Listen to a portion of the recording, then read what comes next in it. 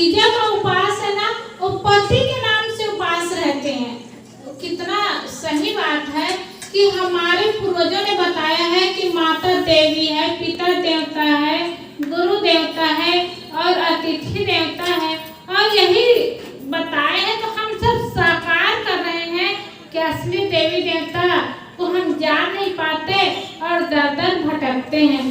तो जो घर में है ना, वो असली देवी देवता है, उन्हीं की पूजा करें, सम्मान करें। पूजा का मतलब थाली में अगरबत्ती ले जाओ ऐसे घुमाते हैं पति के लिए या बेटा के लिए, ऐसे पूजा नहीं है। पूजा का मतलब है सम्मान करना, उनकी बातों की मर्यादा करना, आदर करना, ये उनकी पूजा है। और इसीलिए सब लोग कल उपवास रहेंगे। क्यों उपवास रहेंगे? क्योंकि पति की लंबी उम्र की चाहना होती है, लंबी उम्र हो और सुंदर जीवन है, सुखमय जीवन है, इसलिए उपवास रहते हैं। सही बात है। मांग का सिंदूर मिला, हाथों में चूड़ी मिली, गले का हार मिला, किससे मिला? पति से ही तो मिला। और इसीलिए जब तक पति है ना, तब तक मांग में सिंदूर भरते हैं, हाथों में चूड़ी पहनते हैं और गले में हार पहनते हैं, और पति जिनके नहीं है वो ये सब छोड़ देते हैं। इसीलिए पति शरीर की सुंदरता के लिए, जीवन की सुंदरता के लिए हमारी सुरक्षा है। इसलिए पति की लंबी उम्र हो और जीवन सुंदर हो, सुखमय हो, इसलिए हमारे पूर्वजों ने तीजा का उपवास रखा है और ये त्योहार मनाते हैं। सब लोग प्रसन्नता से, हंसी खुशी से मनाएं। और निश्चित है घर में जितने लोग रहते हैं ना, सब बड़े प्रेम से रहते हैं, तो जीवन सुंदर बनता है, सुखमय बनता है। और आज का समय कैसा हो गया है, पति पत्नी है तो दोनों में लड़ाई होती है, दोनों में तानाशाही चलता है, तो जीवन सुंदर कहाँ बन पाएगा, सुखमय कहाँ बन पाएगा? इसलिए सुंदर बनाना है, सुखमय बनाना है तो प्रेम का जीवन जिए। और प्रेम का जीवन बनाने के लिए देवियां के हाथ में रस्सी है, क्योंकि संतों ने कहा है नारी को नारायणी कर अपनी पहचान, पीर पैगंबर ऋषि मुनि तेरी गोदी से हुए महान। नारी देश की जग जाए अगर युग स्वयं बदलता जाएगा, और देवी दिव्य चिंतन जगाए अगर हर मनुष्य देव बन जाएगा। ये नारी ही तो नारायणी है, नारायणी कहाँ खोजने जाएंगे? यहाँ जितनी देवियां बैठी सब नारायणी है। अपनी पहचान करे, अपने आप को जाने, पीर पैगंबर ऋषि मुनि तेरी गोदी से हुए महान। जितने भगवान कहलाते हैं ना, जितने देवता कहलाते हैं, ये माताओं से तो उनका जन्म हुआ है। पीर पैगंबर ऋषि मुनि तेरी गोदी से हुए महान, माताओं की गोदी से ही तो जन्म लेकर के वो गोदी में रह करके खेल करके बड़े होते हैं और भगवान बन जाते हैं। इसलिए नारी अगर अपने ज्ञान को जागृत कर ले, समझदारी ला ले, तो निश्चित है नारी समझदार हो जाती है। तो घर को नारी ही कैसा स्वर्ग बनाने वाली है। नारी अगर जग जाए तो घर स्वर्ग बन जाता है। और बनाने की जरूरत नहीं, कहीं भटकने की जरूरत नहीं, क्योंकि कहते हैं ना, एक हार बनाने के लिए 1000 फूल चाहिए, 1000 माला चाहिए। अगर हार बनाते ना तो कितने माला फूल को इकट्ठा करते हैं तब एक हार बनता है। और दीपक जलाने के लिए कितने बत्ती की आवश्यकता होती है, और पानी समुद्र में लाखों नहीं करोड़ों बूंद चाहिए तब समुद्र बनता है। परंतु एक अकेली नारी ही जाग जाए ना तो घर स्वर्ग बन जाता है। नारियों को जागने की आवश्यकता है, तभी घर स्वर्ग बनता है। और नारी कैसे जगेगी? नारी के अंदर समझदारी होगी, ज्ञान होगा, संतों से जुड़ेंगे, ज्ञान प्राप्त करेंगे, तभी तो जीवन को सुंदर बना पाएंगे। अब देवियां मन को चंचल करके स्थिर नहीं कर सकती, चंचल करके वहाँ दौड़ेगी, वहाँ भागेगी, वहाँ कूदेगी, वहाँ नाचेगी, वो क्या सत्संग करेगी और जीवन कैसे सुंदर बना पाएगी, कैसे सुखमय बना पाएगी? इसलिए चाहिए कि अपने जीवन को सुंदर और सुखमय बनाने के लिए जो पति की चाहना करते हैं, अपेक्षा करते हैं और लंबी उम्र की कामना करते हैं, आदर करें। अब देवियां ही आदर सम्मान करें, पति ना करे, इससे भी नहीं बनेगा। देवताओं के लिए देवी माताएं और पत्नी देवी के समान है, उनका भी आदर सम्मान सत्कार करना चाहिए। और यही नहीं होता है ना तो घर नरक बन जाता है, पूरा बिगड़ जाता है। एक बार एक पति पत्नी में दोनों में तनाशाही हो ही जाता था, बात हो ही जाती थी। तो ऐसे महल में दोनों में जब बातें होती थी ना तो झगड़ा शुरू हो जाता था, रेत शुरू हो जाता था, जब दोनों का मुंह फूल जाता था, समस्या आ जाती थी। एक दिन पति खाने बैठे तो पत्नी के मन में हुआ ये बार बार सुनाते हैं, तो उनके मन में चलो आज से मैं दुकान देखूंगी और तुम भोजन बनाना। देखो कहना कितना सरल होता है और बनाना कितना कठिन होता है। तो पत्नी कही ठीक है, आज से मैं दुकान देखूंगी और तुम भोजन बनाना। तो पति ने कहा कोई बड़ी बात थोड़ा है, मैं भोजन बना लूंगा, कोई बड़ी बात नहीं है, मैं सबको भोजन बना सकता हूँ, खिला सकता हूँ। अब रात को तो तनाशाही हुआ, दोनों में झगड़ा हुआ और जैसे भी सोए और सुबह होते ही पत्नी नहाई धोई और पत्नी दुकान चली गई, क्योंकि दुकान था उनके यहाँ ना, कपड़े का दुकान था। तो दुकान चली गई और दुकान गई, गाड़ी लिए 10 किलोमीटर पड़ता था उनका दुकान, तो गाड़ी लेकर के दुकान चली गई। और अब काम हो गया पति का भोजन बनाने का काम। अब वो तो चली गई, अब इनको सोचो अब भोजन तो मुझे बनाना है। तो वो तैयार होकर के जब किचन में गया तो देखता है नमक कहाँ है, मिर्ची कहाँ है, धनिया कहाँ है, सब देखने लगा, खोजने लगा कैसे कौन सी सब्जी बनाना है और कैसे बनाना है, ये चिंता में पड़ गया। अब पत्नी तो गई दुकान और बस दुकान गई तो ताला लगा था। अब ताला लगा था, चाबी भूल गई थी, चाबी नहीं ले गई थी। तो अब कैसे करें? चाबी के लिए 10 किलोमीटर से वापस आई, क्योंकि ताला खोले बिना तो दुकान जा ही नहीं, खोल ही नहीं सकती। तो चाबी के लिए वो आई और पति इधर सब सामान खोजने लगे थे, क्या बनाना है, कैसे बनाना है, कितना बनाना, कुछ पता ही नहीं था, वो भी परेशान थे। अब पत्नी आई, अब वो संकोच में थी, पत्नी आई अंदर तो पति देख करके वो भी खुश हो गए, प्रसन्न हो गए और देख करके कहे अच्छा हुआ तुम आ गई तो अच्छा हुआ। तो पत्नी खुद करके तो नहीं बताई कि मैं चाबी के लिए आई हूँ। आई थोड़ा बैठी, बैठने के बाद पति ने सब कुछ पूछा, क्या बनाना है, कौन सी सब्जी बनाना है, मिर्ची मसाला कहाँ पर है, मुझे कुछ पता नहीं है। तो पत्नी बताई और बताते हुए कही कि मैं चाबी भूल गई थी तो चाबी के लिए आई हूँ। तो पति ने चाबी दिया और चाबी ले करके पत्नी फिर गई। अब गई दुकान में पत्नी, तो सामान खरीदने वाले आते थे, मुझे ये सामान दिखाओ। अब बेचारी कभी गई नहीं थी दुकान में, कहाँ कैसे जाने की कौन सा सामान कहाँ पर रखा है, वो खोजने लग जाती थी, मिलता ही नहीं था। और मिल भी जाता था ना तो पूछते थे जो ग्राहक आते थे ये सामान कितने का है। अब रेट कैसे बता, रेट भी तो उनको पता नहीं था, तो मुंह नहीं खोल पाती थी। तब ग्राहक लोग कहते थे अच्छा ये मालिक कब आएंगे, दुकानदार कब आएंगे, कल आएंगे कि नहीं आएंगे, और पूछने लगते थे। तो कहते थी मालकिन कि हम कल आएंगे, आज तो नहीं आएंगे, कल आएंगे। वैसे कितनों लोग आए दुकान में और देख करके वापिस हो गए, चले गए। अब कोई आए और सामान मिला तो उनको रेट भी पता नहीं, तो बता नहीं पाते थे, तो बिना खरीदे चले जाते थे। ऐसे ही दिन भर बीता, बड़ा मुश्किल से समय बीता।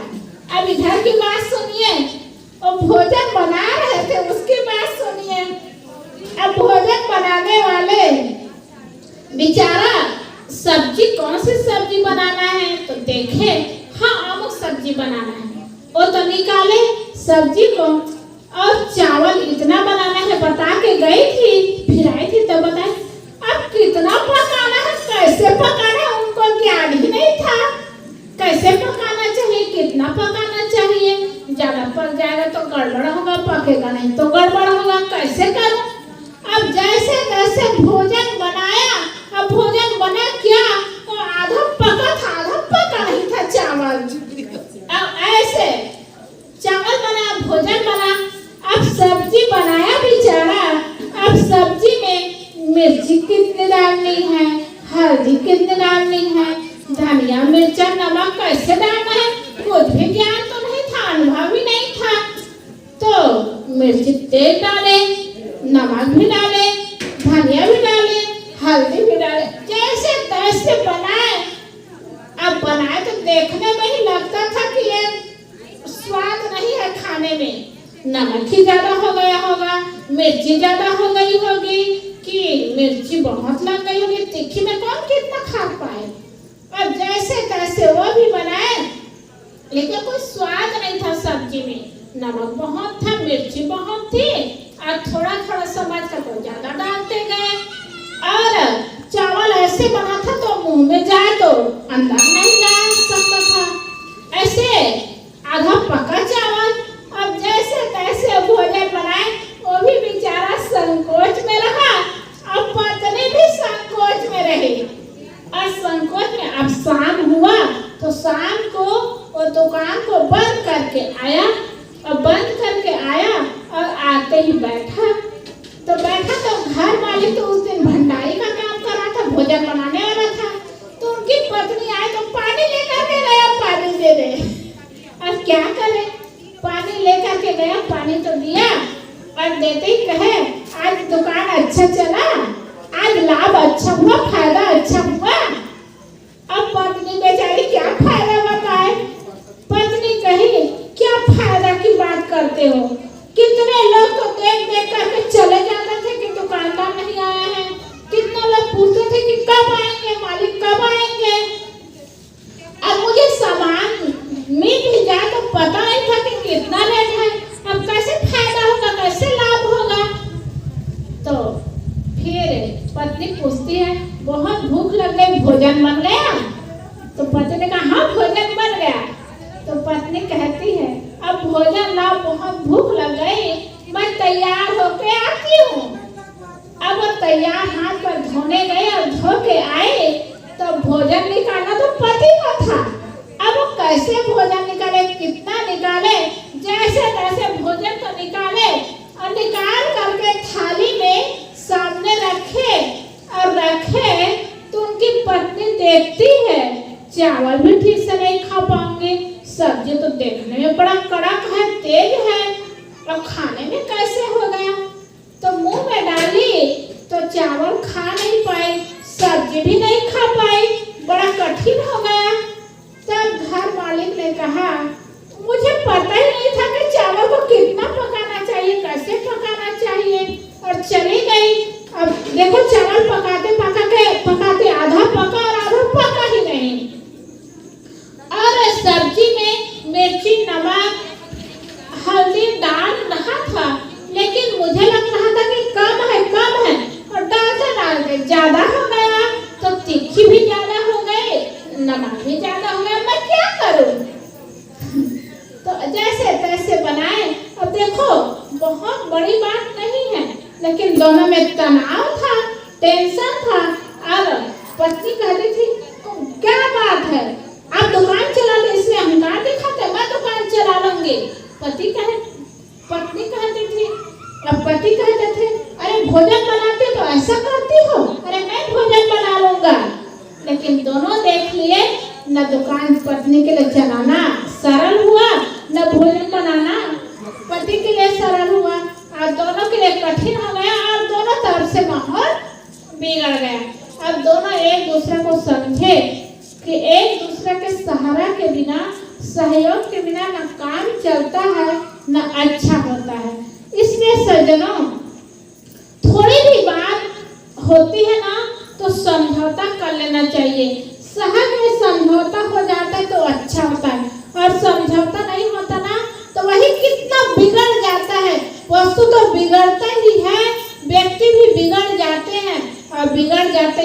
बिगड़ जाते हैं तो जीना कठिन हो जाता है, मुश्किल हो जाता है। इसीलिए हमारे पूर्वजों ने तीजा का उपवास शुरू किया है पति के लिए, ताकि पति के नाम से उपवास रहे, पति की लंबी उम्र की चाहना करे। पति की लंबी उम्र क्यों चाहना क्यों करेंगे? क्योंकि पति से प्रेम होगा तभी तो करेंगे, और पति से प्रेम नहीं होगा तो क्या कहेंगे? जल्दी मर जाए। एक महिला भगवान के पास जाकर के कहने लगे, हे प्रभु, मेरे पति को जल्दी उठा लो या फिर मुझे विधवा बना लो। दो वरदान मांगने लगे, एक वरदान मेरे पति को ले जाओ उठा लो, या तो दूसरा फिर मुझे विधवा बना लो। तो दोनों तो एक ही हुआ ना। तो माहौल जब बिगड़ता है, मन बिगड़ता है तो जीवन कितना बिगड़ जाता है। और जब प्रेम रहता है ना पति पत्नी में, जीवन कितना सुंदर और सुखमय बनता है।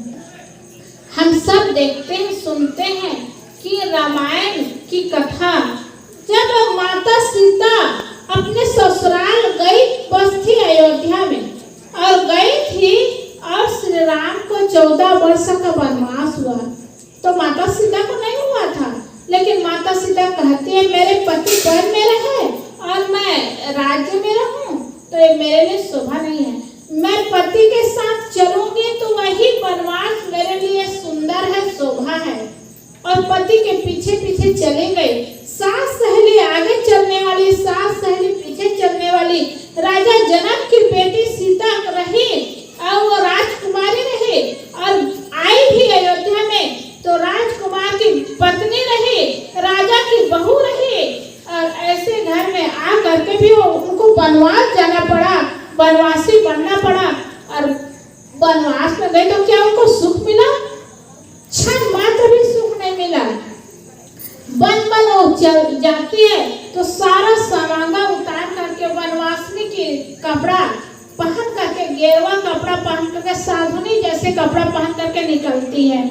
और निकलने के बाद जैसे तैसे काटती है जीवन को, और काटने के बाद जब रावण चुरा करके हर करके ले जाते हैं, अब बताओ वो अशोक वाटिका में अकेले रह करके जीवन काटती है, और कोई पुरुष के मुख को देखती नहीं, जीवन को काटना पड़ा, किसी भी तरह से उनको जीवन काटना पड़ा। और रावण को मार करके श्री राम ले गए, और ले गए ना अयोध्या वापस हुए। तो अयोध्या की गद्दी में श्री राम जब बैठाए तो लोग कहने लगे, क्या कहने लगे? जो 11 महीना रावण की यहाँ रही वो सीता क्या पवित्र हो सकती है? श्री राम उनको गद्दी में बिठाए हैं। जब उस माता सीता को उसी समय बहुत वनवासी लोग कहने लगे तो उसी समय अग्नि परीक्षा देनी पड़ी माता सीता को। और वहाँ अयोध्या में भी ऐसे कहने लगे तो श्री राम ने भी लोग अपवाद के कारण माता सीता का त्याग कर दिया, और माता सीता अकेली निकल गई। वो कहती है कि पहले वनवास गए तो साथ में पति थे तो सारा दुख मैं सह लेती थी, अब अकेले दुख सह करके कैसे जीऊंगी, किसको बताऊंगी? मेरे पहले जन्म में कौन सा कर्म का फल था, किस पत्नी का उनके पति से वियोग करवाई थी जो इस जन्म में दुख भोगना पड़ रहा है। और फिर वनवास हो गए तो वो वाल्मीकि आश्रम में जा करके रही, वो उस समय गर्भ में थी। अब बताओ, विचार करो, आज स्वाभाविक सी बात में, नॉर्मल सी बात में कोई गर्भवती स्त्री को उनके पति निकाल दे तो कितनी दया आएगी। जिनको हम भगवान कहते हैं, जिनके घर में फोटो रख के पूजा कर रहे हैं, ओ श्री राम माता सीता को गर्भ अवस्था में उनको निकाल दी, उनको कितना दुख रहा होगा, कितनी तकलीफ रही होगी। और वो वाल्मीकि आश्रम में रह करके बच्चे को जन्म दे करके वही जीवन काटी। जीवन तो जैसे तैसे उनका कटा ही, लेकिन जब वापिस आना हुआ फिर अयोध्या, और लव कुछ बताए कि यही मेरे पिता राम है, मेरी माँ सीता है, तो श्री राम ने क्या कहा? भरी सभा में माँ देवी सीता को यहाँ आकर के अपना प्रमाण देना पड़ेगा।